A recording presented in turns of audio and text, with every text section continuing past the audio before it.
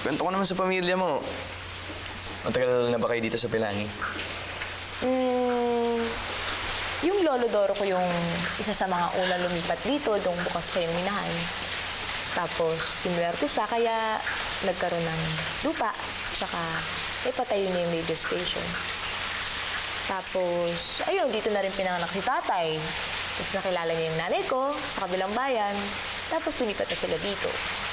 Tapos, doon na kami pinanganak.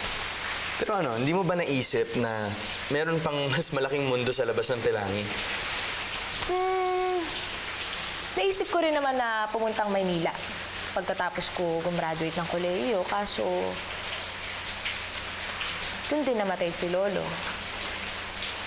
Parang gusto na rin ipasara ni Tata yung radio station eh. Kaso, naisip ko na hindi matutuwa si Lolo kapag ginawa ni Tata yun. Kaya ako na lang yung namahala. Ginibap mo yung pangarap mo. Hindi naman. Hindi ko naman siya talagang give up. Siguro, nalihis lang ng konti yung landas ko. Pero tingin ko rin naman kasi radio broadcasting din yung gusto ko.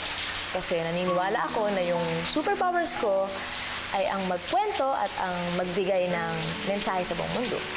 Ayun. Superpowers talaga. Pero, hindi mo ba naisip na kapag binenta niyo yung lupa niyo, yung perang makukuha niyo doon, is pwede nyo nang pangsimula pag pumunta kayo Maynila. Tapos, pwede ka pang mag-audition as DJ sa iba-ibang mga radio stations. Sayang naman. Naisip na rin naman. Pero kasi, ang laki na kasing parte ng buhay namin dito sa Pilangi. Yung lahat ng alaala namin, nandito. Kaya, parang kapag umalis kami dito, parang may parte rin ng pamilya namin yung mawawala, ibibenta namin. Kaya, siyempre, mas gusto namin dito pa din. Iba pa rin kasi dito kaysa sa Maynila. Eh. Ko kasi laki kang Maynila, kaya ganyan pa. Bakit ba? Ba't mo natanong? Ang ganda, kuya. Huwag lang ako nakakita ng pinakamalaking saranggola. Oo nga eh, mas malaki pa sa'yo oh. Teka, marunong ka ba magpalipad nito? Eh, hindi pa nga, kuya eh. Ay, ano ba kami ni Ate Sinag mo nung bata pa kami? Madalas kami magpalipad ng saranggola. Talaga, kuya? Oo! Alam mo, tama yung taong hininga mo ng tulong eh. Ako yata ang pinakamagaling magpalipad ng saranggola dito. Pwede nga. Oo, huwag mo sasabihin kay Ate Sinag yun ah.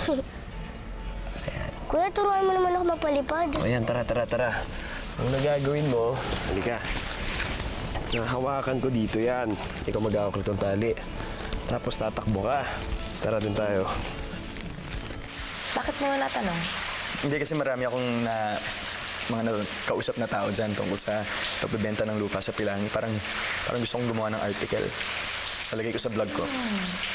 Oo, nga pala. Alam mo, pwede mo pala kaming tulungan, no? Pwede kang gumawa ng article, tapos isulat mo dun yung problema namin dito sa Pilangi para makahingi tayo ng suporta para sa mga tao. Kasi kawawa naman kami yung... Oh, sige. Huwag ka mag-alala. Pag natapos ko yung article ko, papabasa ko sa'yo. Talaga? Oo. Di ba yung blog may mga title? Ano nga pa ng title ng blog mo? The Backpacker. Ganda. Ganda ko. Far. Ay, ganda dito, no? Tahimik lang. Tapos, payata. Teka. Okay lang. Lamig ka. Benji, okay lang.